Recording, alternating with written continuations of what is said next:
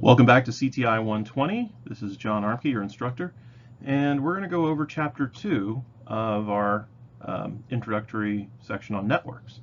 So we're going to look at network infrastructure and documentation today. And we've got some objectives to talk about.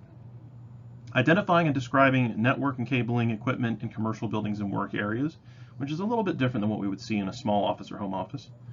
Creating and analyzing network diagrams, explaining operating procedures, inventory management, labeling conventions, and business documents for typical network implementation.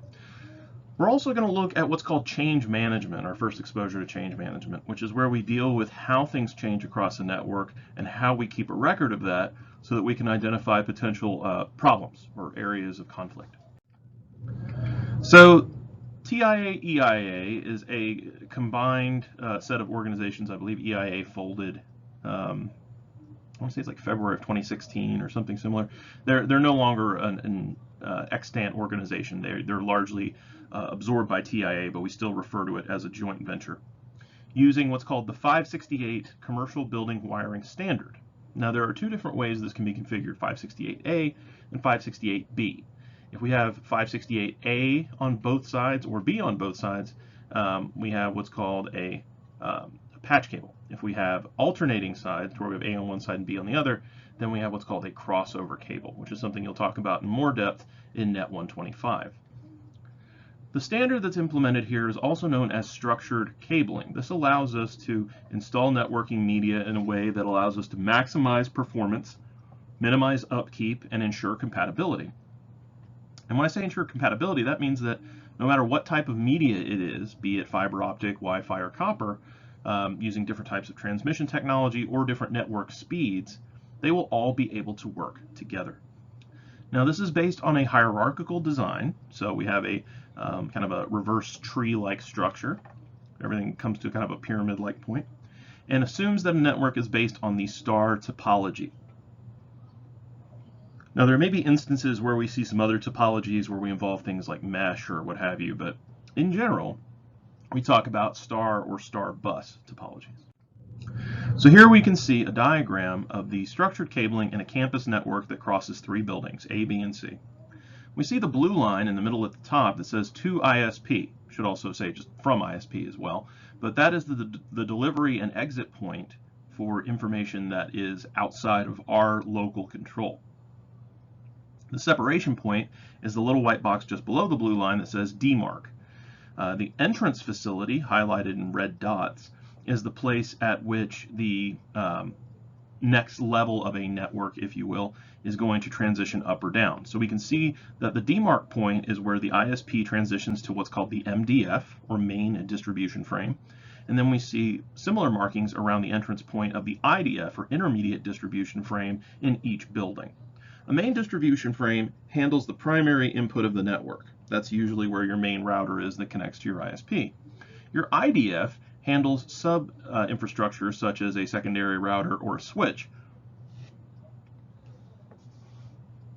This type of structure allows better navigation and segmentation of the network to control local traffic. We see that the ISP line is marked in blue, and there are two other lines that come off the MDF marked in kind of a tan color that are identified as backbone connections. These are going to usually be high-speed serial connections. They may use fiber optic links or similar, whereas inside of a network building, we would use in the IDF or MDF just a standard copper connection or maybe Wi-Fi. Here we can see a variation of this to where we're dealing with multiple floors in the same building. So here we have movement going up one floor or down in what's called a vertical cross connect. Now these are where we have multiple IDFs that are talking to one another to distribute information from an MDF at the entrance facility. Once we reach that IDF, we're then able to use what's called horizontal wiring to move from the IDF area into each individual workstation. So we may have a single connection that goes over and splits off into two pairs for a hub or something similar for an IP phone, for a printer, for a other network resource, or just a workstation. So the entrance facility, as I said, is just where the incoming network hooks up to the school or corporate network. The demarcation marks where our ISP service is going to end and our internal network begins. So the entrance facility and demarc point are generally at the same place. A data room is going to be an enclosed space that holds network equipment. It may be connected to the MDF, as described above, or it may be something that is segregated. There may be data closets on each floor of a building rather than just having one. When we talk about information technology, the infrastructure, it's generally in what we call rack-mounted form. Now, racks are these standardized size equipment holders. They're these platforms in which we bolt in things like routers, switches, server blades, things of that kind of equipment. They can also attach to what's called a patch panel. A patch panel can also be mounted to a wall or rack and will contain several data receptors, such as RJ45 Ethernet jacks. This provides a termination point where many patch cables can converge into a single location and connect to something like a router or switch much more easily. So here we have an example of an IDF that distributes information from an ISP to IDFs on campus, as well as direct workstation connections. So an MDF doesn't have to pass directly to an IDF in order to support an end user. Here we have a patch panel, and we can take a look at a couple of things in this photo. So we see that we've got all of our cables kind of zip tied here. Let me switch over to my laser pointer. We've got our mounting here to where we've got all of our leads that come from these what looks to be a 48 port patch panel coming back to this unit here. So we've gone ahead and got those connections together. We've got a platform rack to hold those cables so that we don't have extra weight on the jacks here. We've got reinforced grommeted screws that are mounted into the rack to hold it flush, make sure that it's anchored correctly. We see that we have these numerical markers. They're in ascending order, so you see they go from the bottom up, going from 39 to 40. Those are height markers. So if you're looking for individual items, we'll talk about this with cabling later, you can actually see, it might indicate, rack 1, position 39. Or it might say, row A, cabinet 1, rack 40, or something similar. So it just helps you to identify where something's located if we have a standardized height and width requirement. You can also see that there's labeling on the jacks themselves to indicate what the near and far end of each should be. We also may have what's called VoIP telephone equipment. VoIP is the use of any network to carry voice signals using TCP/IP. Now, there are three things that we may identify as part of a VoIP network to help facilitate this transmission. A VoIP gateway, a VoIP PBX, which I believe is a phone box crossover or something similar to it, and then we have an endpoint, VoIP endpoint, so that's the actual device itself, like an IP phone. So in order to connect to a VoIP device, we have to have a filter set up. We have to be able to set off those particular frequencies for transmission so that we can treat them as data as opposed to as voice like we would traditionally do with a telephone line. The work area, quote unquote, is what encompasses all of our end devices on a floor. So whereas most of the wiring and stuff would be considered infrastructure, it'd be inside the walls or in a specific closed off area, the work area would be offices, normal workspace.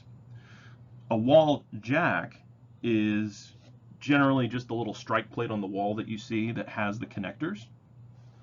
The TIA-EIA standard prior to, I want to say they changed it around 2010, but they may have continued it for certain things. But it says that they need to contain at least one voice and one data outlet.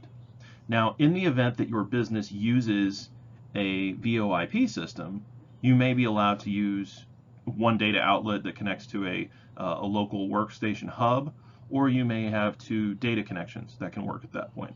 Because what we have to remember is that RJ45s and RJ11s are very similar, except for the fact that an RJ45 has twice as many contact leads inside and twice as many wires. So here we can see the structuring that we would use. So here if we have a telephone company, and then we connect to a VoIP gateway to convert from voice to data, and then moves internally, we would have a switch, which is then connected to the data devices for the endpoints. And then we have our VoIP PBX over here. In the case of the other system here, we have the ISP connecting to a switch. The VoIP gateway is on the other side of it. and then we have what's called a legacy PBX, and that's how we were able to connect to devices that are not IP phones. So you could have, one of those old clear, clamshell telephones with the curly Q cases and the neon lights hooked up to a VoIP system, because the PBX allows conversion between voice signals and data signals. And here we have an extended star topology. Remember how I said that we traditionally use the star topology to describe a network, at least under the structured cabling license. So we go from a central point to extended points branching off. The extended star is the same thing, except it's a star made of stars. So we see the MDF here in the middle. We see workstations and utilities directly attached, and then we see IDFs that branch off of each and have their own end devices as well.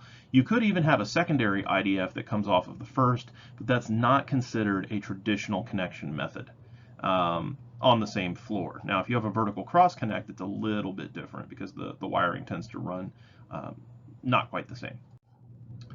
So remember I said that the data line is going to have twice as many connections as the voice. You can see it a little bit here in that the width of the connection is twice as wide. So it helps you to make sure that you're not plugging something into the wrong port.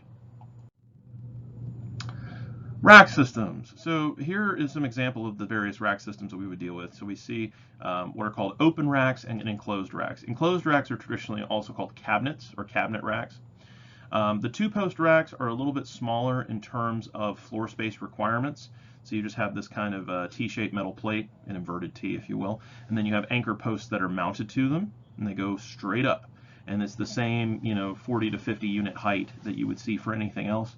And then you have plastic enclosures that go across the front or across the sides to contain wiring, give you some place to anchor that wiring and keep it secured. In the four-post racks, the cabinets that you see here, these are generally for equipment that are a bit more sensitive to contamination. Maybe they don't have their own filtration or ventilation system. This is an enclosed space, kind of like the difference between having a laptop or a desktop. The laptop is a little bit more movable. It has its own filters and fans. Everything kind of can be shifted around more readily. This is for stuff that's not going to be moved around as often. So if we're going to use like a big, block style server, we probably want to anchor that this way. So that it's not messed with very often. This may also be in environments that have higher level of contaminants. So as I said before, if we have a 568A to 568A connection or 568B to 568B, we have what's called a patch cable. Patch cable is just a relatively short length of cabling with connectors at both ends that transmits between unlike devices. So if we go from a switch to a router or a switch to an end device, that will work. If we have the 568A on one side and B on the other, then we have a crossover, which communicates between like devices, so switch to switch or end device to end device. If you have a laptop or a desktop that you want to connect to without having infrastructure in the middle, creating an ad hoc network, you can do that with crossover. Horizontal cabling is what's running inside the walls and connects workstations to the closest data room and the switches therein. And then backbone cabling gives us the connections between MDFs as well as the entrance facility and IDFs. Now, the important thing to know about what we call horizontal cabling is that there is a limit of how long they can run. And we figure that to be about 100 meters, so 330 feet for the imperial among us. So here we see the data room. We have a connection that goes between one of those infrastructure units and the data jack. So it goes 90 meters in length at max. From the data jack to the workstation can be no more than 10 meters, so a little bit less than 33 feet. Usually they say 25 to 30 feet is the max you should do inside of a room. Just makes it a little bit easier. Once we go over 100 meters, we start seeing signal degradation. And the reason that we have a cross connect here, or a data closet infrastructure attachment point, is because the signal is able to be taken in, interpreted if necessary, and then regenerated. So we're absorbing the packet or frame, whichever layer we're dealing with at that point. We are adding or removing information as necessary to route traffic, and then we are passing it back onto its intended destination. So there should be, under structured cabling rules, unless we have very specific structures like fiber optic cables, which don't have the same problem, there should be no copper links that go more than 100 meters without some form of repeater system inside of a standard network. So here we have a traditional UTP cabling installation, UTP standing for unshielded twisted pair. The MDF slash entrance facility mark should be over here on the top left, feeding into a switch. The switch connects to a patch panel. Patch panel feeds through to another patch panel, which goes into the wall. Wall feeds through to the wall outlet, so that's our horizontal cabling in this case. And then we get to the patch cable that goes from the wall jack to the work area. So that just gives you a general idea of how we go from the ISP to your end device in a very simple step. So as I said, unshielded twisted pair cables, or UTP, are probably the most common we see for local wired networks. There is also what's called STP, or shielded twisted pair, which instead of just using plastic jacketing here, also adds a foil jacket to keep the wires internally contained. You see that there's a little bit of a difference between the left hand, right hand, and middle cables. The ones on the outside are a little bit darker. The one on the far right, the Cat6, has a plastic core in the middle to help further separate the bundles of wire inside. And then the one in the middle is kind of a lighter color, and it says plenum grade as opposed to PVC grade. PVC, or polyvinyl chloride, is a type of plastic that when burned emits a toxic smoke. Toxic smoke is very much something you want to avoid if you are a remotely carbon-based life form. So we instead use what's called plenum graded cable, because plenum is the space between the ceiling of one room and the floor of the next in a multi-story building, or if you're just talking about the space between the ceiling and the roof or an attic. In the event of a fire, when that burns, it will not generate toxic smoke, and it's also a little bit more fire resistant for the majority. Now, because it is a specialized material, it is more expensive to make. So plenum rated cable should be specifically run for things that require it, not for every entry. Whenever we're terminating twisted pair cabling, meaning we're trimming off the ends to insert it into a head to go into a jack, don't leave more than an inch of exposed cable before a termination.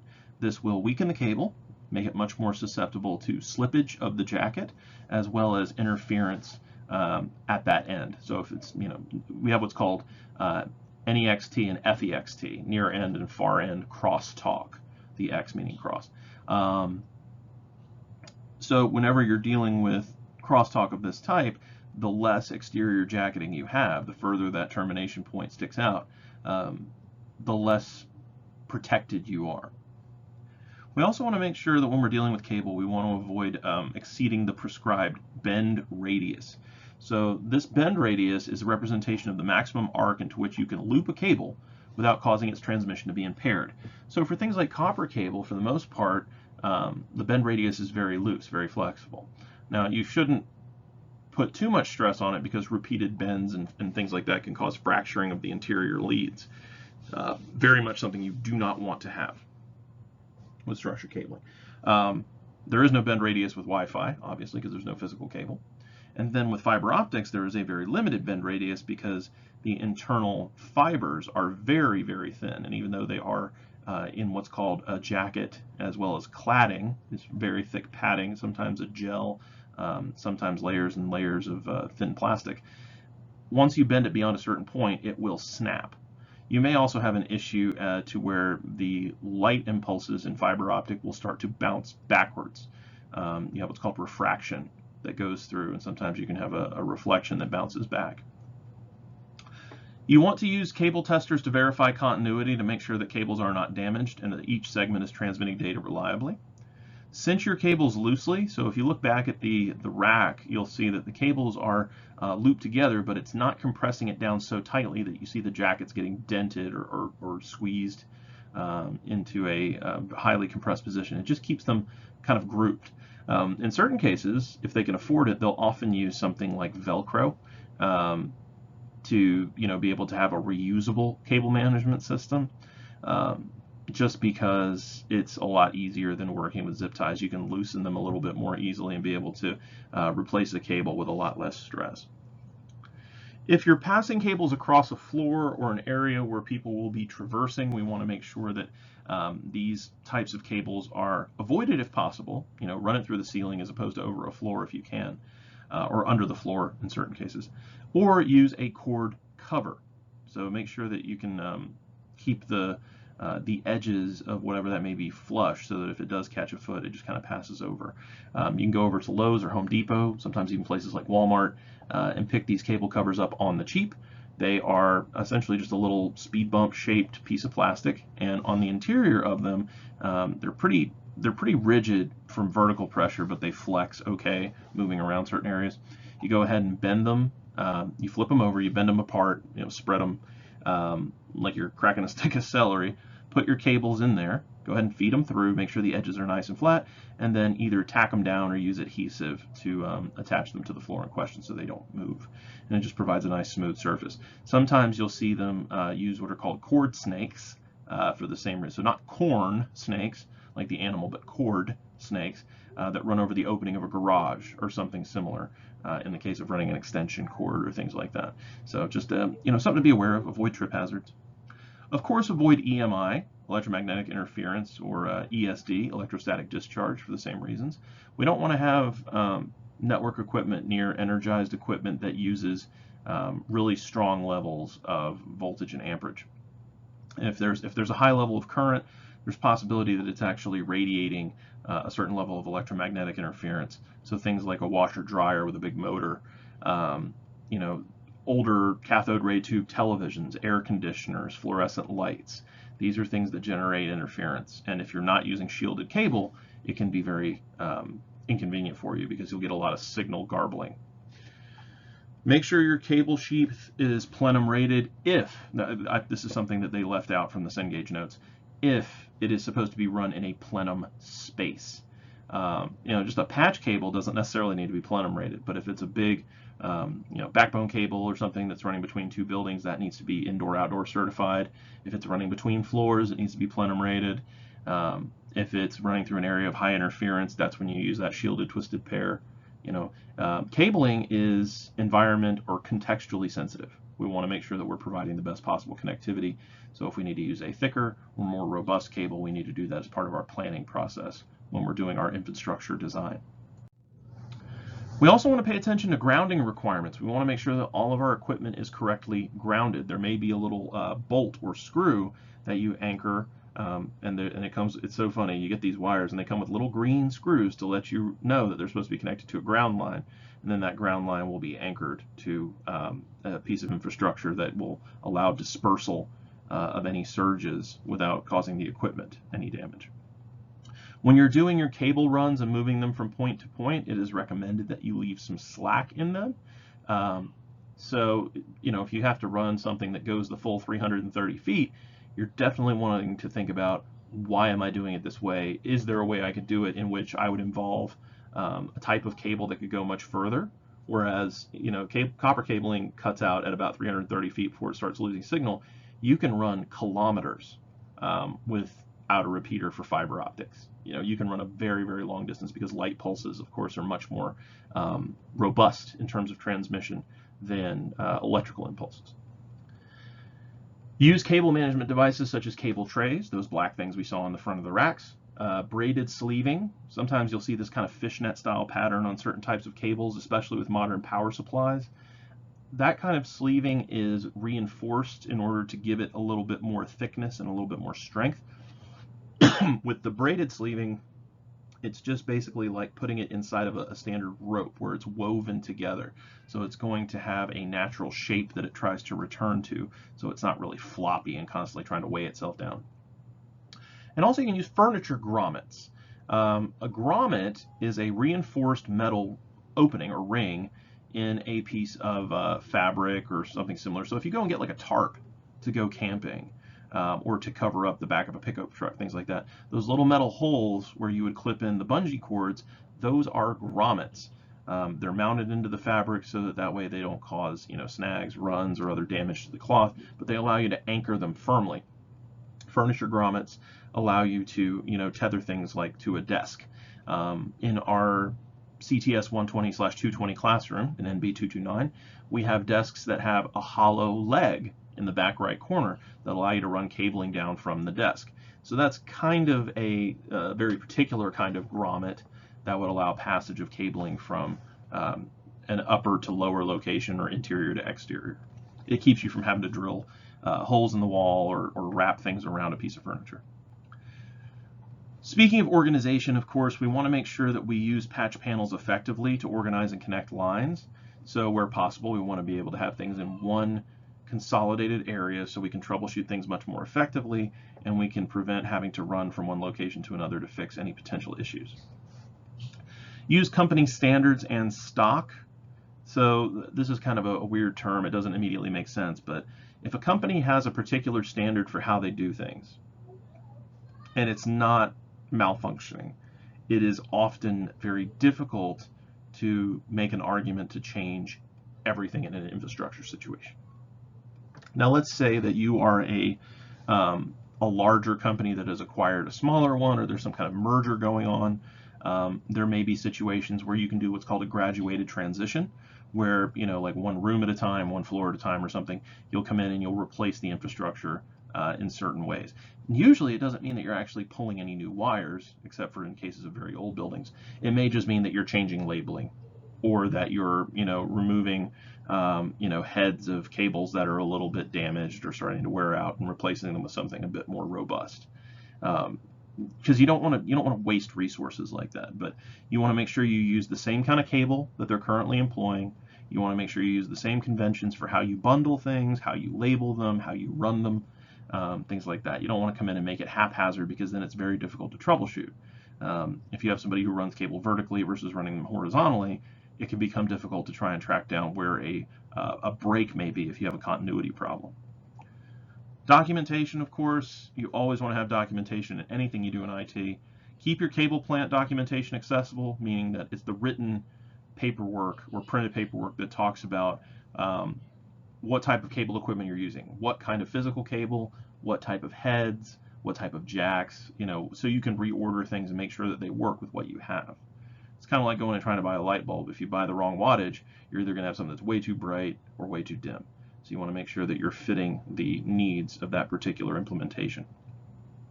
Label every jack, every port, every patch panel, and every connector. You don't ever want to say to yourself, well, I'll remember, or I'll look it up, because it may be that, you know, you get promoted and you go work at home office instead of being in a branch, you know, and then you're not the one working on it anymore, and somebody behind you has to come in and be able to troubleshoot these things. So documentation is absolutely key. There are cases in which you can use color-coded documentation on the cable itself, to where the cable's external jacket is a particular color. 606B, I believe, is the current standard that we use for most of that stuff, in order to identify, you know, vertical cross connects or things passing from an IDF to an MDF, or workstation cables, or horizontal cabling we'd use inside the walls, fiber optics, things like that. Update your documentation as you make changes to the network. These documents should be considered living. So cabling documentation should be something that is not, you know, printed and bound into this, you know, hardcover book that sits and gathers dust in a drawer somewhere. It should be in a relatively tough, you know, 3-ring binder. It should be reviewed at least annually, making sure that any updates that have been implemented have been documented correctly. Now, there may be things where you have like a page that you fill out stuff in pen, and then at the end of the year they type everything into the current version and say, okay, this is what was done, this is the final version as of now. So now for 2021, you know, because we're in September, so we're coming up on the last 3 months, last 90 days of 2020, we're going to be, I'm sorry, that would be the end of this month, but we're coming in the last 120 days, last 100 days of 2020. So a lot of companies are reaching a point where they're like, okay, we need to start doing our year-end stuff so that we can have our documentation ready for January. Now, not every company follows the calendar year. Sometimes they follow a fiscal year, but the principle is the same. You have that end-of-year review, that quarter 4, to where you're sitting there and going, okay, these are the changes we've made. We need to go ahead and print out fresh copies, archive the changes we've made, and then shred whatever is not necessary to keep. So documentation is important, but it's also important to make sure that we have that that living update. You know, if something's not working, you know, cross it out, write in the update, and continue from there. Now, make sure you're not just changing things just to change them, because change management is dependent on having a predictable sense of updates, and it also has to follow a chain of command. Now, to monitor a data closet or an MDF or even an IDF, you have to be aware of how much heat you're generating. There's a lot of electricity passing through impure silicon, so there's a lot of waste heat that's generated at that point. There's a lot of resistors, capacitors, things like that. So these data rooms are often serviced by HVAC systems that are separate from the rest of the building. They may be more powerful, they may be directly vented to the exterior of the building, they may be set up to where there's a different filtration system, could be anything. Specialized products can also monitor the critical factors of a data closet, such as not just the temperature, which of course is a critical one, but humidity. Imagine that you have a very humid environment. Let's say we live in, Tallahassee, Florida, and we have a very humid environment outside. If it's very warm outside and very cold inside, there's going to be a lot of surfaces on which condensation can occur. So humidity would be something we'd want to be very aware of. Airflow conditions. Let's say that we have to work on a facility that's in the middle of South Dakota. Very cold, lots of things that will ice over. So we want to make sure that we're still drawing in plenty of fresh air from outside if we can, or if not, we need to make sure if it is a closed air environment that it's filtered and there's a lot of air movement to keep the temperature from becoming stagnant. Every data room should be locked, and only a select contingent of IT personnel should have the keys. You want to make sure that data closets and things like that are very easy to troubleshoot in terms of somebody's gaining access, what's the problem? You don't want that to be a really long list. Security cameras are of course suggested, as well as multi-factor authentication in other ways. You may have a thumbprint scanner or an ID swipe in addition to a personal passcode. There's a ton of things we'll talk about in the security section beyond just basic, having a metal key, which anybody can hold on to. Having up-to-date and detailed documentation of your network is essential because it makes things more efficient. Not just communication with your coworkers, but communicating with your future self. A lot of people don't think about this, but human memory is not great for retaining little niggling details about stuff. So what often is the case is you write yourself a note. If you're a programmer, you write it into your documentation. So if you're communicating with anybody, including, like I said, your future self, having things written down helps to remove ambiguity, helps to prevent you having to sit and think about, goodness, did I use this standard or this standard? Did we change this cable over? If it's written down, you know exactly what went down, rather. It makes it easier to verify things. It also speeds up troubleshooting efforts, because if we know we're following a certain standard, then that means that we have a list of changes that says this was done, this was done, this was done. And if we follow the steps and say, okay, well, based on what I'm reading, everything's fine, what's the problem? Then we have to think about, okay, who may not have documented? Or is there something that wasn't written in the documentation that should be? Or what can we troubleshoot, that's not procedural, it's actually physical? Can we check for damage? Things like that. When we're facing problems more than once, and this is something that you'll run into in any industry, but especially in IT, certain problems crop up annually. It's like growing cabbages. You have your harvest every year. It seems like, at the beginning of the summer, when everybody's, trying to take off for vacation, all of a sudden things are going wrong because people didn't close out tickets, or people didn't sign off on things that they should have, or there was a project that needed to get done. Now the person's not going to be back for 2 weeks. And your mileage may vary. Different businesses have different ways of operating, but in general, you're going to face the same types of problems over and over and over again, because that's just the nature of business. So it's important to have a what we call a knowledge base, or a body of research that you can look over and say, oh, well, this is what we had last time when it was manifesting these symptoms. It's probably the same hardware. Let's go ahead and try the solution from last time and see if that fixes it. So something else that's helpful in our documentation as well as in our design process is what's called a network diagram. Network diagrams are just graphical representations of how things are laid out, how they're connected, and what devices are involved. You can see what's called either a physical or logical topology, the IP address pool. When we set up what's called DHCP, Dynamic Host Configuration Protocol, you have a range of IP addresses that are established as being assignable to new devices when they're added in. So dynamic IP addresses have to fit that range. It doesn't just decide it itself. You have to tell it, I want to start at this address and work my way up to this address. And it may be a very long list, or it may be a very small one. There's some filtering that can be done in order to make a network more secure by limiting the number of dynamic IPs that can be assigned. We also have the names of major devices, as well as the types of transmission media that may be present. So let's say that we have 2 routers between two different buildings. We have the the sandbox on one, and then we have the standard production environment on the other, and they're connected via a high-speed serial connection or fiber optics. That would be helpful to identify for troubleshooting purposes, especially if we're having two devices that can't communicate. Let's say that the network translation going from one router to the next isn't working. That would be a big red flag if we're saying, okay, all of our traffic locally seems to work, but when we try and move out of that network between these two, boom, big problem. Network mapping is the process of discovering and identifying devices on a network. This is extremely helpful for stuff like rogue devices, things that may not have been added in by IT staff. So Nmap, one of the most popular ones for network mapping, so guess where the N comes from. And then there's what's called ZenMap. ZenMap is just the GUI alternative to Nmap to allow you to try and find different devices on a network. You can do it through a GUI, and you can point and click rather than having to type stuff out in command line. Now, because command line tends to be a lot more precise, I find Nmap a lot more appealing, but that doesn't mean that, ZenMap doesn't have its benefits, being able to just point, click, get what you need, and run the scan. Cisco Systems is the organization that has set what many consider to be the standard for diagram symbols that are used to represent network devices. So here we have Nmap outputting in command prompt. We can see that we've got the standard prompt nmap-t4-f, and then we have an IP range, so 192.168.2.1 through 254. So that covers every address in the 192.168.2 subnet except for 0 and 255, because those are the network and broadcast addresses. So Nmap starts up, starts scanning. It says the host is up. It reads what latency speed it's going at for this particular IP address. We can see that 96 ports are listed as filtered because of how we set up, our arguments here.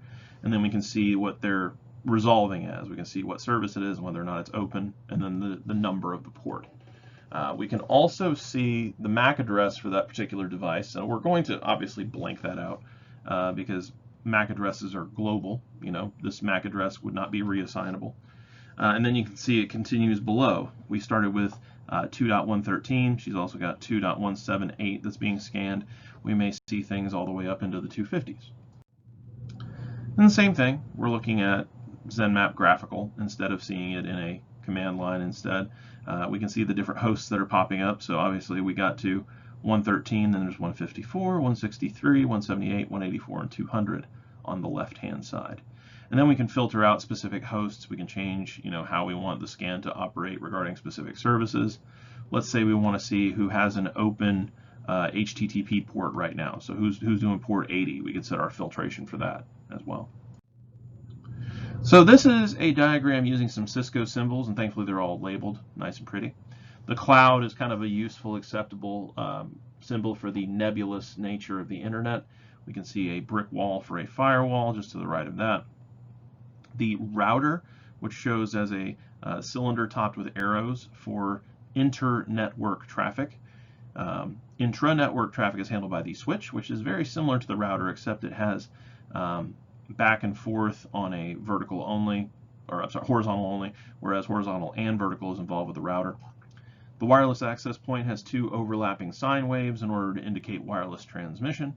And then we have end devices that are pretty simple. The workstation shows like a tower, a monitor, and a keyboard. Laptop just shows an unfolded device. Web server usually has a globe on it to indicate. File server, it's just a standard tower. Printer would be a big blocky laser printer. If you go into Packet Tracer, you'll see quite a bit of these items being presented. Network diagrams provide broad snapshots of a network's physical or logical topology. This is very useful when we're trying to figure out where to put in a new switch. Let's say if we're trying to set up a new data room or something similar, we need to know how all of these things work together. The wiring schematic eliminates worrying about how the devices are playing, but where every wire is in order to connect those devices. So you would just put in a block that says router, and you would show where each wire goes in order to describe the wiring schematic. Rack diagrams, these show devices stacked in a rack system. So you would see just kind of a vertical kind of rectangle that would show the different layers of a rack where something might be positioned. You'd have a UPS down at the bottom or similar. So here we see a wiring schematic. This gives us a little bit more detail than some might do, but we can still see the hierarchy. We see that the WAN entrance and exit is up here in the top near the right. We see that we've got 4 switches. We've got one for the primary switch going to the WAN. We've got one going over here to our print and file server. We've got one going to our wireless router down here. We've got one going to a set of workstations and another going to a secondary switch that connects to our VoIP system. Now these may physically all be in the same room. They may be very close to one another. You may have workstation 1 and 2 on the same desk as phones 1 and 2. It just depends. The wiring diagram isn't trying to tell us where it is physically. It just tries to show us the logical flow of information moving from one point to the next. And then the rack device, the diagram would show you where various things are. Now they would probably still need to be labeled with text or with some kind of encoding, because if you're looking at it just in general, you see a bunch of rectangles. You don't see a lot of detail. But again, it's just a rough configuration to show you, okay, this down at the bottom should be the UPS. Let's go ahead and match it with the inventory tag or whatever we have. So for our operating procedures, we usually need some essential documentation established. Physical and logical connections on a network, how it's read on the network versus how it's seen physically. Inventory management, we got to keep track of what we have. What IP addresses have been established, which have not. Vendors, if we have a vendor agreement to say that we need to resupply whenever we get below a certain percentage, or we allow access to certain inventory for a vendor to be able to replenish, things like that. Internal operating procedures, policies, and standards. I've had questions before about what the difference is between a policy and a standard. A standard is something that everybody agrees on. Like every company is like, don't steal our stuff, don't light the building on fire. Policies, on the other hand, would be, any access to room 265 requires authentication by at least 2 members of senior staff, refer to list, 540B, something similar. So policies are company specific. Standards are pretty much considered universals. And then we have what are called guidelines. Guidelines are just suggestions. It's not a rule, it's not on paper, but it's how we've always done it, sort of thing. Inventory management is handled through what's called the SLC, the process of designing, implementing, and maintaining a network. So the life cycle deals with, this was our initial implementation, this is how we keep it running. When something goes sour, we need to go ahead and replace it or expand it or contract it. SLC means that we add and remove devices as they are needed. We have to make sure the devices that are added are compatible and that outdated assets are retired within the terms of what requires us to perform basic security maintenance. Inventory management is keeping track of all of our assets, as you might imagine, and this allows us to simplify the process of maintaining our network. If we know what we have, let's say that we have a big inventory of Catalyst 2960 switches that we use, and they have a major security update that comes through. Well, we know that we've got a switch in rooms 1, 6, 11, and 22. So we go through to those 4 rooms and make sure those updates are approved and they're processed correctly. And we don't have to worry about, well, I thought we had a 5th one. Well, if we are maintaining our inventory correctly, that's not something we should have to sit and guess about. It also provides network administrators with information about cost-benefit analysis for replacing certain types of hardware or software or maintaining it, especially for certain types of infrastructure devices. In order to keep receiving updates, there may be a licensing fee or similar. For labeling and naming, it is recommended that we use names that are as descriptive as possible. We wish to include fields that are essential in identifying the device, but not anything that's just superfluous. We don't want to have to fill in a bunch of, zeros or X's where information that would not be relevant to the device is put on the label. Don't overcomplicate the name. Use established naming conventions where possible. Again, refer to the 606B standard for that. If you Google 606B cabling standard, you'll often see a pretty good number of pretty good number of web articles that talk to you about how to implement it depending on the size of your company, or how do you deal with compensations for people who might be colorblind, or how big do your labels need to be, blah, blah, blah, blah, blah. This step is one that kind of throws people on occasion. Think big picture down to details.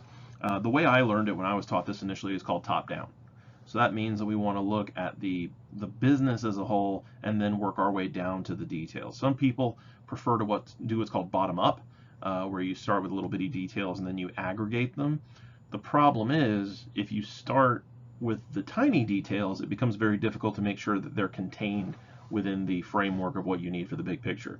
If you say this is what we're going to do and you set the big box, then obviously if you bump into a wall, you know, okay, this is exceeding the scope of what we need to carry out. Consider security risks from details included in your naming convention. If you're identifying what a particular device is with your naming convention, make sure it's not something that's going to allow someone to try and manipulate or otherwise compromise that device. Color-coded cables if possible. Again, that can be costly in certain instances. You know, some people will use bands of electrical tape at the end of a cable to identify what it's supposed to be, as opposed to the jacket color itself. Cable tags to identify each cable's purpose, of course, should be a good choice. Cable tags can be difficult, though, because you have to get something that's either very sturdily adhesive and not susceptible to temperature changes, so very specific types of label makers. Label the ports and jacks that cables connect to. So we want to not only label our media, but we want to label our infrastructure devices as well. If I have a switch that is used to separate out IP phones as well as printers, desktops, whatever else, I want to make sure that I am making that clear on the device, so I'm not sitting there going like, okay, we need to unplug all the IP phones on this floor because we need to be able to reset them. We got to reboot them. And then you accidentally unplug the web server because you don't check the labeling. You just say, oh, well, everything from port 1 to 6, right? And you're not checking the labeling to make sure, hey, this got moved. And again, that's why we talk about the documentation being a living list of things that are going on. Where labels won't fit, let's go ahead and just draw a simple diagram and indicate where each port is used. You know, the rack diagram we looked at a little bit ago wasn't very helpful without the labels, but with the labels, it was like, oh, this is the basic rundown of what I'm going to see. And then, you know, a portable label maker is handy. Make sure the labels are durable and they're designed to stick to plastic and metal. If they have an adjustable font size, that one's pretty handy. I have a Dymo that does exactly that. It uses a heat-cured thermal transfer style label, and then you can up the font size if necessary to make it more readable for certain areas, or you can make it smaller if you're trying to fit a certain amount of information into a confined space. I definitely prefer printed labels to any kind of written label, especially because my handwriting is atrocious. So here we can see labels on the ports themselves, as well as we can see little tags on the cable as well as on the heads. Now, this is not the cleanest job I've seen. There are definitely some that are a lot more, I would say, aesthetically pleasing, but the functionality is still there. So we can see up here that we can see some, like, I can't see what that, I think that might say jumpers to C223, or port E774 or 775, depending on where you're looking. If we look at figure 232, we see a diagram of a router with red labels identifying how 5 ports are used. So we see slot 0, the EWIC slot there, is going to a WAN connection, so that's probably the gigabit interface. And then we can see the Ethernet connections for 1 through 4, where they connect to various departments. Some other documents that we may encounter, a little bit less involved with IT, but definitely things that we'll see in the business world that may be related, would be things like the RFP, the MOU, and the SOW. The RFP, or request for proposal, is where we send a request to vendors to submit a proposal for a product or service we want to purchase. So you'll hear this sometimes referred to as making a bid. So if we have a project that we want to have carried out, we contact companies that can provide that service or product, and we say, hey, this is what we're looking for. This is about what we're looking to spend. What you got? You know, and whoever comes in with the best price or best value for money, we then select from. Memorandum of Understanding. This is going to document the intentions of 2 or more parties to enter into a binding agreement or contract. And the SOW, or Statement of Work, is going to be a detailed manifest of the work that has to be completed for a particular project to be signed off. Now, the detail involved in that SOW may change based on your industry, but in general, it talks about this is the man hours it's going to take, this is what kind of product we're going to need, this is the amount of time it may impact the business running. If we want to turn things on or off during a certain time, we can only have people coming in during the hours of darkness, that sort of thing. You may also see what's called an SLA, an MSA, or an MLA. The SLA, or Service Level Agreement, is a legally binding contract or part of a contract that defines the aspects of a service. So it gives you the details of, let's say your ISP, if you're with Spectrum, how fast is your internet connection going to be? What is the protocol if your service isn't working? The MSA, Master Service Agreement, defines the terms of future contracts, such as payment terms or arbitration. In the event that this goes bad, how do we handle it? Or if we're paying on installments, how much is due per installment, what's the late penalty, etc. The MLA, Master License Agreement, allows licensing of an intellectual property to a third party for the purposes of sub-licensing, distributing, or marketing. So think about when you go to the dollar store, or if you go to Party City or things like that, and you want to go buy some balloons for a kid's party, and the balloons have Batman printed on them, or have the bat symbol, or otherwise what we would consider to be licensed indicia from DC Comics. Now, DC does not own a plant that I'm aware of to fabricate these things. Instead, they contact a company that produces latex or mylar balloons, and they give them a license to stamp these items with their particular intellectual property, and in exchange for using their facilities, they get a cut of the profits. They split the profits and saying, okay, this product is going to sell for $5 for a pack of 20 balloons or something similar, and we will give you 25% for your production. We'll handle the shipping, we'll handle the distribution, all that stuff. We just want you to print the balloons themselves. And they may have multiple contracts of the same thing. They may have somebody doing the packaging, somebody doing the actual products themselves. They may have somebody else who's printing up the inserts that goes with it, if there is such a thing that goes on. So it's important to understand that not everything is always going to be done in-house. Certain companies like Lego are very famous for only doing things in-house, to where all of the packaging and fabrication is done internally and then is sent out. If you want proof of this, if you look at the difference between the Lego kits that are produced in the US versus the UK, some of them will have a sticker on the front that tells you what the piece count is in the US, how many pieces are in the box, because that's not required in the UK. So if they have a set that was predominantly designed and distributed for the UK market, they won't sell it with the piece count on it, but if they sell it in the US, they have to sell it with the piece count. Change management. This is managing change, which is, I normally despise defining a term by using the same term in a different order, but we are controlling the rate of change and the extent of change while maintaining efficiency and availability to a network. We have to have good planning. We have to set expectations. If you go to a doctor's office and you have an appointment at 9, you come in 10 minutes early, you check in, they go ahead and get you sat down, you got your forms all filled out. 9 o'clock comes, nothing. 9:15, nothing. 9:30, nothing. 9:45, you actually get up and go to the desk and say, what's going on? I was supposed to be done by now. My appointment was 45 minutes ago. It's like, oh, well, the doctor's running a little bit late, and she'll probably be here in another 20 minutes, or he'll be here in 10 minutes, like whatever you want to say, whatever their response is. And at that point, you're incandescent, because you're like, I've been sitting here for 45 minutes doing nothing. You could have told me that. I could have rescheduled, or I could have gone and got something to eat or come back, things like that. Because that's the one investment that we can't recoup, right, is time. On the other hand, if we had somebody set the expectation at the beginning saying, the doctor's coming in from, like, let's say you live here in Wilmington and they live in Hampstead, if they're coming from their home and they know they're already, half an hour behind and they're going to be hitting traffic, they can give you that understanding at the beginning. You'd be disappointed, but far less disappointed than you would if you had not been told. So setting that expectation is important. If people come in and they say, okay, we've got that big project we've got to get done for so-and-so company, let's go ahead and buckle down and get it done, and then on Wednesday or whatever it is that they start doing it, the network's going down. They've got a planned maintenance thing where they're like, yeah, it's going to be down for like 6 hours.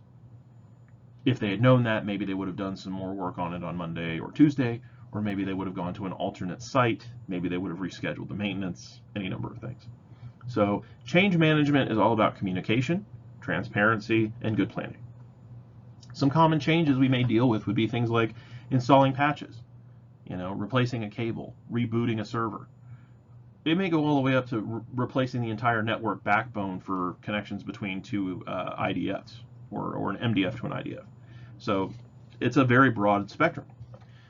We may also need to know the type of change documentation that's needed for an enterprise scale network. Now that will usually have been written well before you become involved, and it's something that you kind of inherit. When you're writing change management documentation, it's usually for a much smaller business. So there are 4 different types of software changes we'll traditionally see: a patch, an upgrade, a rollback, or a new installation. A patch is just a basic correction. An upgrade usually incorporates multiple patches or has some form of major change involved. A rollback, also known as downgrading or backleveling, is going back to a previous version after attempting a patch. Companies like Apple are traditionally going to not release a downgrade, but instead will release another upgrade which performs the downgrade for you. So that way there's never a situation where a device is allowed to move back to a previous version of itself. Keeps people from being able to reclaim a feature that might have been removed by Apple's corporate direction. Then, of course, installation seems pretty self-explanatory. That's when we put new things into the network, be they software or hardware. Hardware changes could include things like new security cameras, new hard drives, changing what type of hard drives might be present, replacing workstations, installing new printers, just general hardware upgrades, putting in a new monitor. You never know. To reverse a software upgrade, there's usually 4 different methods. There's what's called a patch uninstall, which is normally automatic. Like if the patch fails, it'll go ahead and try and clear up whatever pieces it was trying to use. Client software will often have a reversion or rollback tactic. Shared application upgrade may require that there's kind of a dummy installation. We go ahead and have 2 versions of the same software installed. We install one. If it's seen to work, then we approve it. If not, we roll back to the older version that's kept in the other location. Operating system upgrades, which are pretty large compared to the others we've described. We're going to make a complete backup of the system, and then if we need to roll back afterwards, if the upgrade fails, we can go ahead and restore the entire system from the backup. It is never recommended to uninstall an operating system upgrade because there may be aspects of that upgrade that can negatively impact stuff that you would need to retain. The same change management principles will apply to any type of change. We always want to make sure that we follow the correct documentation and channels so that way we get a proposal, an approval, etc. We want to minimize negative impacts of business procedures, be that timing, doing what's called a staggered implementation or staggered rollout, and plan thoroughly to maximize our changes to get a successful change on the first attempt. If we have good planning, it is hoped, dearly hoped, that we are able to be successful in our changes rather than having to make an adjustment after the fact. And as we're working through the process, just like we would if we were doing a repair on a desktop or something, document as you work. Make sure that you have an idea of what the workflow is before you start, and make sure you maintain adherence to that workflow as you proceed. Generally, the larger an organization is, the more documentation that's needed, but that's because you're often affecting way more stuff, if you will. So if you're doing an operating system upgrade for 10 computers, that requires a little bit of work. If you're doing it for 1,500 computers, that's a much more extensive process, requires a lot more validation and a lot more planning.